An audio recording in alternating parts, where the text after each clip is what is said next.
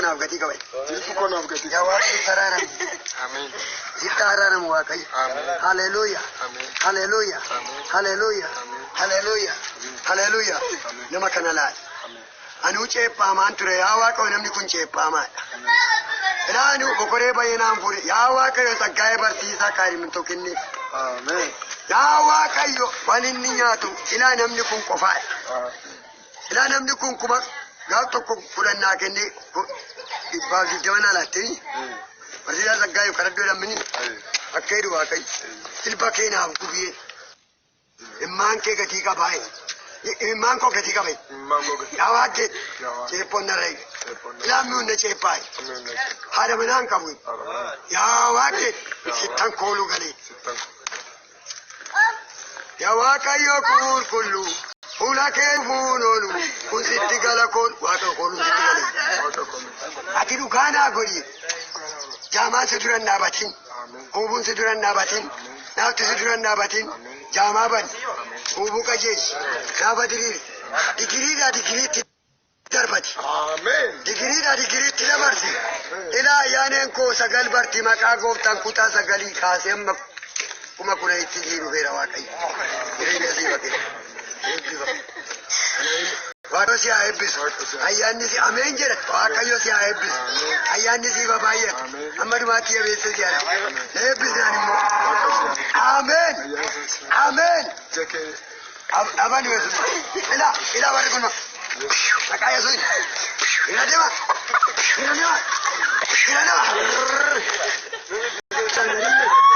هاي نراني ويا سوين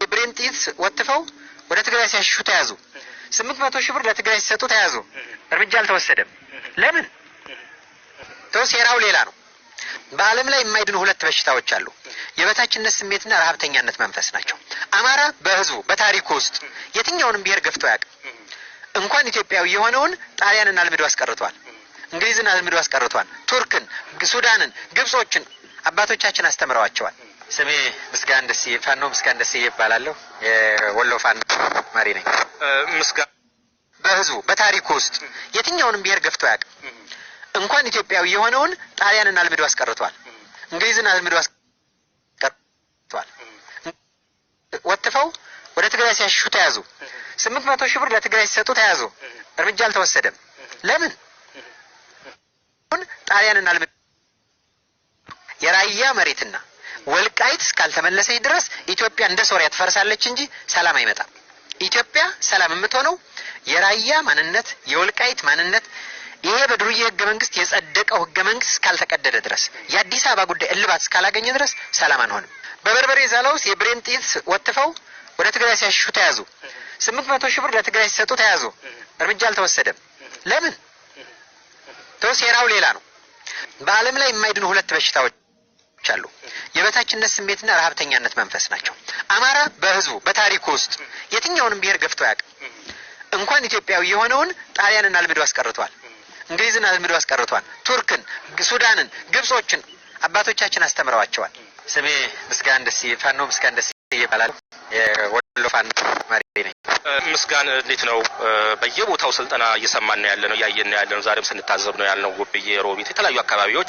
ፋኖች እየሰለጠኑ ነው ያሉትና በማን ስር ነው የሚሆኑት በማን ሁሉም በየቦታው ከሆነ መልካም ነው መሆኑ ነገር ግን ወደ አንድስ የመምጣቱ ነገር ምን ያህል እየተሰራበት ነው ወደ አንድስ ቢሆን ጥቅም የለውም ወይ የሚለው ላይ እንነሳሳ አመሰግናለሁ ፋኖን ወደ አንድ እንዲመጣ አልነበረም ስራ የተሰራው ሀገር ጭንቅ ውስጥ ስትሆን መንግስት ድረሱልኝ ጥሪ ያሰማ የአማራ ህዝብ የገባበትን መከራ ለመውጣት የምታውቀው በየቦታው ያለው አማራ አገሬን አላስደፍርም ማንነቴን አላስነካም ክብሬን አላስነካም በሚል ሜዳ ገባ ይህ ሲዋጋ የኖረ ኃይል ገበሬው ፍየሉን ሽጦ ነው መሳሪያ የገዛው ጤፍ ሽጦ ነው ጥይት የሚገዛው አንድ ጥይት 120 ብር ከፍሎ ነው የሚገዛው በዚህ ጉዳይ ላይ ሲዋጋ የኖረው አካል በጓደኛው በጎጡ በሰፈሩ ሲተደራጅቶ ሲዋጋ ኖር ወደ አንድ እንዲመጣ ግን ማንም ሰው አይፈልግም። መንግስት ራሱ አይፈልግም።